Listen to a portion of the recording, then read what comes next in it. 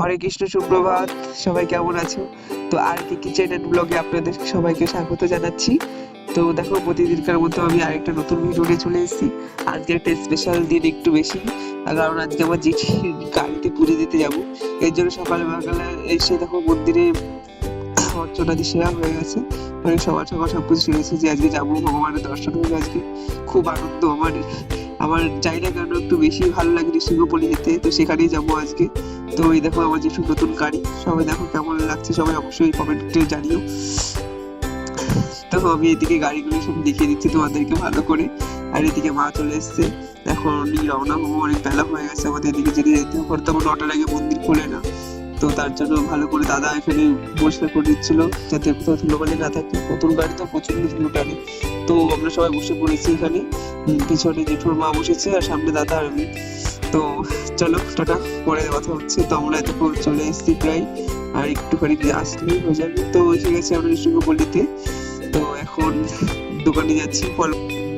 এখানে দুধ নিয়ে নিচ্ছি পরমান্নের জন্য, দুধ, চাল, চিনি, মিষ্টি, যা যা লাগে পুজোর জন্য সব কিনে নিয়ে এসে এখানে ভোগের ঘরে দিয়ে দিচ্ছি। এখানে ঠাকুরের ভোগ রান্না হয়। ওখানে ওই যে ব্রাহ্মণ মশাই ভোগ রান্না করছে, পরমান্ন করছে ওখানে। ঠাকুর শুধু পরমান্নই ভোগ হয় সারাদিনে।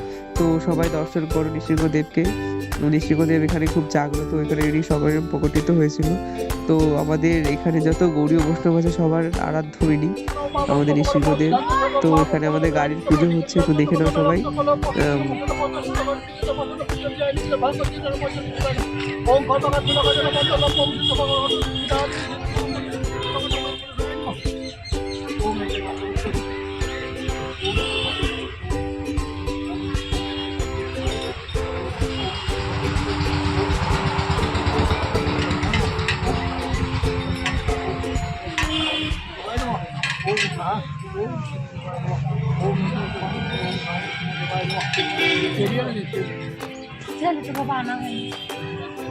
কোন দোকানে পাওয়া যাবে? তাহলে নিয়ে আয়। তো এখন আরতি হচ্ছে, এখানে মা উলু দিচ্ছে, এখানে আরতি করছে। তো আরতি হলেই আমাদের পুজোর ডান, নারকেল পোড়া সব কিছু হয়ে গেছে। আরতিটা হলেই হয়ে যাবে। তো ব্যাস, আমাদের পুজো কমপ্লিট। এখন আমরা রওনা দিচ্ছি মায়াপুর উদ্দেশ্যে, যেহেতু সারাদিন কিছু খাওয়া হয়নি। সকালবেলা কটা অন্য পেয়েছে, অনেক বেলা হয়ে গেছে। তো এখন আমরা যাচ্ছি, দেখো কোথায় যাচ্ছি। এটা হলো সেই সেই সরোবর যেখান থেকে ঋষিগণের প্রকট হয়েছিল। তো আমরা চলে এসেছি প্রায় মায়াপুরের কাছে। মায়াপুরে এসে এখানে আমরা পেট্রোল ভরেছি। দেখো আমরা চলে এসেছি বিরিয়ানির দোকানে। এটা হলো মাসির বিরিয়ানির দোকান, তোমরা সবাই হয়তো দেখেছো।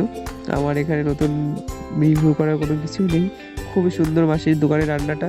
তো এই দেখো আমাদের এখানে চিকেন আমাদের এখানে চলে এসেছি সোয়াবিনের চাপ আর বিরিয়ানি। তো এখানে আমরা বাড়ি যাওয়ার জন্য রওনা দিয়ে দিয়েছি, অনেক বেলা হয়ে গেছে। তো সবাই ভালো থাকবে। হরে কৃষ্ণ।